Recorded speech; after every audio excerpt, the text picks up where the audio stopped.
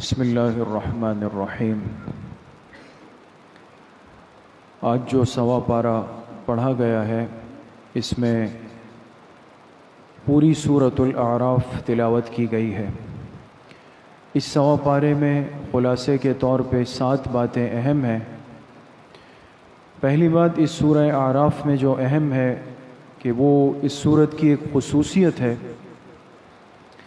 کہ اس میں اللہ پاک نے 4 مرتبہ اس انسان کو مخاطب فرمایا ہے، خاص طور پہ اس کو متوجہ کیا ہے۔ یا بنی آدم، اے آدم کی اولاد، یا بنی آدم، اے آدم کی اولاد، 4 مرتبہ فرمایا۔ اب اللہ پاک کا اتنے اہتمام سے، خصوصیت سے متوجہ کرنا تو یقیناً ان 4 باتوں میں بڑی خصوصیت ہے، اہمیت ہے، کوئی خاص بات ہے۔ پہلی دفعہ جہاں یا بنی آدم فرمایا ہے اس میں اللہ پاک نے حکم دیا کہ ہم نے تمہیں ایک نعمت دی ہے لباس کی۔ قد انزلنا علیکم لباسا، ہم نے تمہارے لیے خاص طور پہ لباس کا انتظام کیا ہے۔ اللہ پاک لباس کو اس انسان کے لیے بہت بڑی نعمت فرما رہے ہیں، اور فرمائے اس لباس کو دینے کی 2 وجوہات ہیں۔ کیا وجہ ہے؟ فرمائے سوآتکم وریشا۔ ایک تو لباس کے دینے کا مقصد یہ ہے کہ تم ساتر ہو جاؤ، اپنا ستر چھپا سکو، اور دوسرا وریشا، اور یہ تمہارے لیے خوبصورتی کا باعث بن جائے۔ تو پتہ چلا کہ ایک مسلمان جو لباس پہنتا ہے ضروری ہے کہ اس لباس میں یہ دونوں باتیں موجود ہوں۔ یہ لباس اس کے لیے ساتر بھی ہو، اس کے جسم کو چھپانے والا بھی ہو۔ اگر کوئی خدا نخواستہ مرد یا عورت ایسا لباس پہنے جو نام کے اعتبار سے تو لباس ہے لیکن ستر کو نہیں چھپا رہا، بلکہ دوسرے نامحرم کو متوجہ کرنے کا ذریعہ بن رہا ہے، یاد رکھیں یہ نعمت لباس کی بہت بڑی ناقدری۔ اگر ایک کافر کرے، اللہ کی ذات کا انکار کرنے والا اس طرح کرے، جنت جہنم کو نہ ماننے والا کرے، تو انسان کہے چلے بھئی یہ تو نہیں مانتا، لیکن ہم تو آخری پیغمبر کی امت ہے، ہمیں تو اس بات کا یقین ہے کہ ہم سے ایک ایک چیز کی مسئولیت ہے، پوچھ ہے۔ اس کے بعد پھر غیر شرعی لباس پہننا جو مسلمان مرد یا عورت کے ستر کو چھپائے نہیں بلکہ اور نمایاں کر دے، گناہ کا داعی بن جائے۔ اور دوسری بات فرمائی کہ وہ خوبصورتی کا ذریعہ، لباس میں خوبصورتی مطلوب ہے دوستو۔ انسان ایسا لباس پہنے کہ واقعی اشرف المخلوقات نظر آئے، لہذا ایسا پھٹا پرانا بوسیدہ بدبودار آلودہ پراگندہ کہ جس لباس کو پہن کر میں کسی نجی مجلس میں نہیں جا سکتا، تو وہ لباس پہننا لباس کی بہت بڑی ناقدری ہے دوستو۔ آج ایک مسلمان ہونے کی حیثیت سے چونکہ ہماری ترجیحات تھوڑی سی بدل گئی ہے، اس لیے خاص طور پہ ہمارا جو نوجوان طبقہ ہے وہ لباس میں اس ترتیب کو اختیار کرتا ہے جو اس کو مغرب کے ہاں یا میڈیا پہ نظر آئے۔ اب آپ نے خود غور کیا ہوگا، آپ بعض نوجوانوں کو دیکھتے ہوں گے کہ انہوں نے ایسی پینٹ پہنی ہوئی ہے جو پھٹی ہوئی ہے۔ اب یہ تو عیب ہے نا، لیکن آج کل نوجوان کہتے ہیں جی یہ فیشن ہے یا نہیں ہے دوست؟ اس کو فیشن کہہ رہے ہیں۔ اب یہ عقل میں آنے والی بات تو نہیں ہے کہ جینس کی پھٹی ہوئی پینٹ آپ نے پہنی ہے اور اس کو فیشن کہہ رہے ہیں۔ بھئی کس نے فیشن کہا؟ اس لیے کہ فلاں اداکار ہے، فنکار ہے، ایکٹر ہے، ایکٹریس ہے، فلاں ہے، فلاں، انہوں نے پہنا ہے۔ ہماری مسلمانیت جو ہے دوستو وہ غائب ہو جاتی ہے۔ پھر تھوڑا سا ذہنی طور پر اپنے ایمان کو آج جلا بخشنے کی ضرورت ہے۔ تو لباس پہنتے ہوئے چاہے مرد ہو چاہے عورت ہو، ان دونوں باتوں کو پیش نظر رکھنا ہے۔ دوسری دفعہ جب یا بنی آدم فرمایا تو حکم دیا کہ دیکھو کہیں شیطان کے بہکاوے میں نہ آ جاؤ، اس نے تمہارے ماں باپ کو حضرت آدم اور حضرت حوا کو بہلا کے پھسلا کے جنت سے اتار دیا. یہ ذریعہ بنا ہے ظالم تمہارے ماں باپ کو جنت سے اتارنے کا، لہٰذا تمہیں بھی محروم کر کے رکھ دے گا. لہٰذا اس کے شکار میں آنے سے اپنے آپ کو بچاؤ، فتنے میں مبتلا مت ہونا. تیسری دفعہ یا بنی آدم فرمایا، حکم دیا کہ خذوا زینتکم عند کل مسجد وکلوا واشربوا ولا تسرفوا. فرمایا جب اپنی عبادت کے لیے مسجد آؤ تو خوب زیب و زینت کر کے آؤ. دیکھیں قرآن کا حکم کیا ہے کہ مسجد جب آؤ، نماز کے لیے آؤ تو خذوا زینتکم، ایسا لباس، ایسی ٹوپی، ایسے جوتے پہنو کہ جو زینت کی تعریف میں داخل ہو. تو اب آپ خود بتائیں کہ اگر میں کسی منگنی کی دعوت میں، نکاح کی دعوت میں، ولیمے کی دعوت میں جو کپڑے، جو ٹوپی، جو جوتے پہن کے نہیں جا سکتا، میں مسجد پہن کے آ رہا ہوں، یہ میں کیا کر رہا ہوں؟ قرآن کے اس حکم کی خلاف ورزی نہیں ہو رہی ہے دوستو؟ جو چیز ملی بس اتار کے پہن لی، مسجد آ گیا. بعض دفعہ کپڑوں سے، چونکہ آپ حضرات جانتے ہیں ہمارے قریب میں مارکیٹ ہے، اب ظاہر سی بات ہے بیچارے سارا دن محنت مزدوری کرتے ہیں اور یہ آسان نہیں ہے، لیکن اسی لباس کو پہن کے اگر آپ مسجد آتے ہیں تو یہ بہت بڑی ناقدری اور بے اکرامی.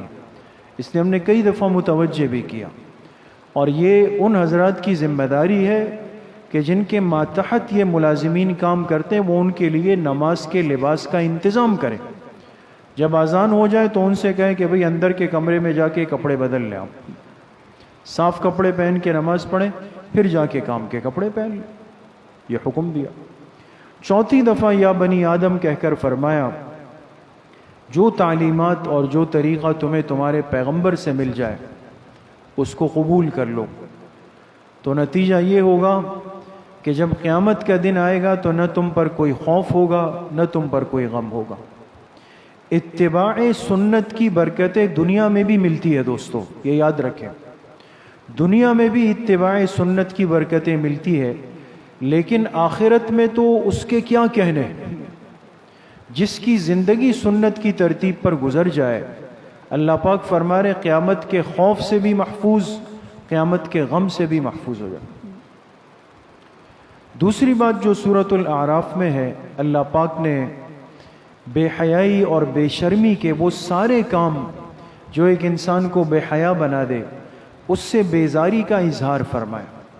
مشرکین مکہ یہ بیت اللہ شریف کا طواف کرتے تھے، اور جب طواف کے لیے آتے تو بے لباس ہو جاتے، برہنہ طواف کرتے.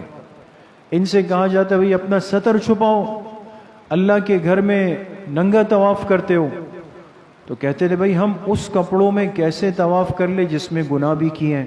یعنی منطق دیکھیں، جس کپڑوں میں ہم سے گناہ ہوتے ہیں ہم کیسے طواف کر لیں. اور پھر کہتے رہے ہم اس لیے کرتے کہ ہمیں اس کا حکم اللہ پاک نے دیا ہے، نعوذ باللہ، کہ ہم اللہ کے گھر کا ننگا طواف کریں. تو اللہ پاک نے فرمایا کہ انما حرم ربی الفواحش، یہ جھوٹ بولتے ہیں. کبھی بھی اللہ پاک کسی کو بے حیائی کا حکم نہیں دے سکتے کہ ستر کسی کے سامنے کھل جائے.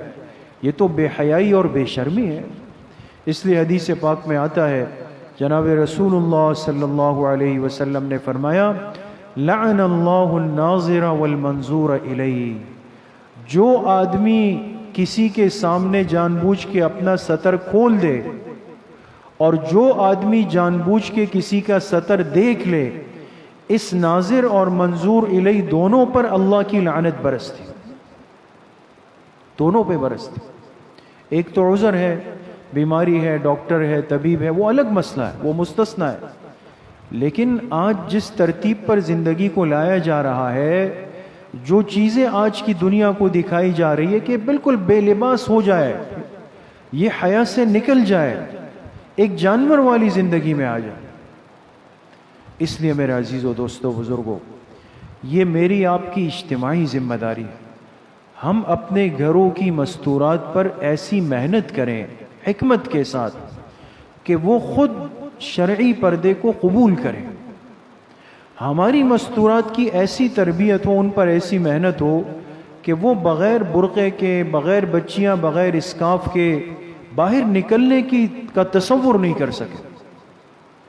لیکن اس کے لیے ضروری ہے کہ ہمارے پاس دین کا ایسا علم ہو کہ ہم ان کو سمجھا سکیں، ان کو ایسے ماحول سے جوڑ سکیں، ان کے ذہن میں آ جائے کہ بھئی یہ کتنا بڑا گناہ ہے کہ اگر میں بے پردہ باہر جاؤں گی تو حدیث میں آتا ہے کہ ایسی عورت کو بالوں کے بل جہنم میں لٹکایا جائے گا. تو اس لیے بے حیائی سے اپنے آپ کو بچانا ہے. تیسری بات جو سورۃ الاعراف میں ہے، اللہ پاک نے ایک طبقے کا ذکر فرمایا کہ جو قیامت کے دن جنت اور جہنم کے مابین ہوگا. اس سورت کا نام ہی سورۃ الاعراف ہے. اعراف کہتے ہیں درمیان کی دیوار کو، جو دیوار درمیان میں بن جائے اس کو اعراف کہتے ہیں. تو اب اعراف وہ دیوار ہے جو اللہ پاک قیامت کے دن قائم فرمائیں گے جنت اور جہنم کے بالکل درمیان میں. اور اس اعراف پر ایک طبقے کو بٹھایا جائے گا. یہ وہ ہوگا کہ جن کے اعمال جب میزان میں تولے جائیں گے، نیکیاں اور گناہ بالکل برابر سرابر ہوں گے، دونوں پلے بالکل برابر ہو گئے. اب ایک نیکی آئے تو وہ جھک جائے، یا ایک گناہ آئے تو وہ جھک جائے، لیکن برابر ہے. تو اللہ پاک فرشتوں سے فرمائیں گے ان کو لے جا کے اعراف پہ بٹھا دو. اب یہ دیوار پہ بیٹھ جائیں گے. سیدھی طرف جنت ہے، نیچے اہل جنت ہے، بائیں طرف جہنم ہے اور اہل جہنم ہے. اب عجیب کیفیت ہے، یہ دائیں طرف دیکھیں گے جنت والوں کی نعمتیں اور وہ اللہ پاک کے انعامات و اکرامات، تو کہیں گے اے اللہ ہم پہ فضل فرما کے ہمیں ان میں شامل کر دے. پھر بائیں طرف دیکھیں گے بھئی جہنم ہے اور طرح طرح کا عذاب ہے اللہ پاک کا. جب اس کو دیکھیں گے تو گھبرا جائیں گے، کہیں گے اے اللہ ہمیں ان میں شامل مت فرمائیے. اب بیچ میں اٹکے ہوئے ہیں بیچارے. ایک عرصہ گزرے گا، پھر اللہ پاک اپنا فضل فرمائیں گے اور اعراف پر بیٹھے ہوئے لوگوں کے لیے حکم ہوگا کہ ان کو اللہ کے فضل سے جنت میں داخل کر دیا جائے. تو اصحاب اعراف کا تذکرہ اس صورت میں ہوا ہے. چوتھی بات جو سورہ اعراف میں ہے، اللہ پاک نے اس مقابلے اور معرکے کا ذکر کیا ہے جو انسانی تاریخ کا وہ مقابلہ ہے جو حق اور باطل کے لیے قیامت تک ایک ضرب المثل بن گئی. بعض چیزیں ہوتی ہیں نا، وہ مثال بن جاتی ہے. جیسے لوگ کہتے ہیں بھئی فلاں تو فلاں کی محبت میں مجنون بن گیا ہے نا، محبت کی مثال میں مجنون کا نام آتا ہے. اسی طرح اللہ پاک نے ایک ایسا معرکہ اس کائنات میں پیش فرمایا ہے جو حق اور باطل کے درمیان ایک مثال بن گیا. وہ واقعہ حضرت موسیٰ علیہ السلام اور فرعون کے جادوگروں کے درمیان ہوا ہے. اور یہ واقعہ قرآن کریم میں کئی مقامات پہ ذکر ہوا ہے، لیکن سب سے زیادہ تفصیل سے یہ سورہ اعراف میں ہوا، پھر سورۃ الشعراء میں 19ویں پارے میں ہوا. 2 مقامات پہ تفصیل سے ہوا. موسیٰ علیہ السلام اللہ کے پیغمبر ہے، اور فرعون کو جب دعوت دی تو اس نے کہا بھئی تم تو جادوگر ہو، یہ جو تم معجزہ دکھاتے ہو تم تو جادوگر ہو، لہٰذا اگر واقعی سچے ہو تو میرے جادوگروں سے مقابلہ کر لو. ہزاروں جادوگر جمع ہوئے، موسیٰ علیہ السلام بھی آئے. اب تفصیلی واقعہ ہے لیکن ہم اصل بات کو سمجھیں گے. جادوگروں نے اپنی رسیاں پھینک دی، وہ سانپ بن گئے. موسیٰ علیہ السلام کے ہاتھ میں عصا تھی، لاٹھی تھی. اللہ نے فرمایا آپ یہ پھینک دے. انہوں نے جب وہ پھینکی وہ اژدہا بن گیا. اس نے سانس کھینچی اندر، وہ سارے میدان میں جو سانپ دوڑ رہے تھے وہ سب ایک سانس کے اندر اس اژدہے کے اندر چلے گئے، ختم. یعنی اللہ پاک نے قیامت تک یہ بات صاف کر دی کہ جو بھی میرے دین کے لیے مخلص بن کے کھڑا ہوگا، چاہے اس کے مقابلے میں ہزاروں لوگ آئیں گے، لیکن میری نصرت اور میری مدد اپنے اس بندے کے ساتھ ہو. موسیٰ علیہ السلام کامیاب ہو گئے اور جتنے جادوگر ہزاروں آئے تھے وہ فوراً سجدے میں گر گئے. حق کو سمجھ گئے نا. حق سمجھ گئے، سجدے میں گر گئے اور کہنے لگے آمنا برب موسیٰ و ہارون، ہم موسیٰ اور ہارون علیہ السلام کے رب پر ایمان لے آئے۔ اللہ نے ان کو ہدایت دے دی۔ تو انسان کو حق بات سمجھنے کے بعد اس سے پیچھے نہیں ہٹنا چاہیے۔ پانچویں بات جو سورۃ الاعراف میں ہے، اللہ پاک نے اس امت کو سمجھایا کہ حرص مال وہ مصیبت ہے کہ اگر خدا نہ خواستہ یہ دل میں آ جائے تو یہ بڑے سے بڑے زاہد کو، عابد کو، عالم کو اللہ کی بارگاہ سے محروم کر دیتا۔ اور ایک واقعہ ذکر کیا بنی اسرائیل کے ایک عابد و زاہد کا، جس کے بارے میں مفسرین نے لکھا 300 سال تک اللہ کی عبادت کی ہے اس نے۔ 300 سال بہت عبادت گزار تھا، اور یہ مقام ملا کہ جب آسمان کی طرف دیکھتا تھا تو اس کو اللہ پاک کا عرش نظر آتا تھا، یعنی عبادت اور زہد میں اتنا آگے گیا۔ لیکن ایک آزمائش آ گئی۔ آزمائش کیا آئی؟ اس کا نام تھا بلعم بن باعور۔ بلعم، بنی اسرائیل چونکہ سرکش لوگ تھے تو موسیٰ علیہ السلام جب ان کو احکامات بتاتے تھے کہ دین کا یہ حکم آئے، یہ حکم آئے، یہ حکم آئے، کہنے لگے بھئی اس شخص نے تو ہمیں تنگ کر دیا۔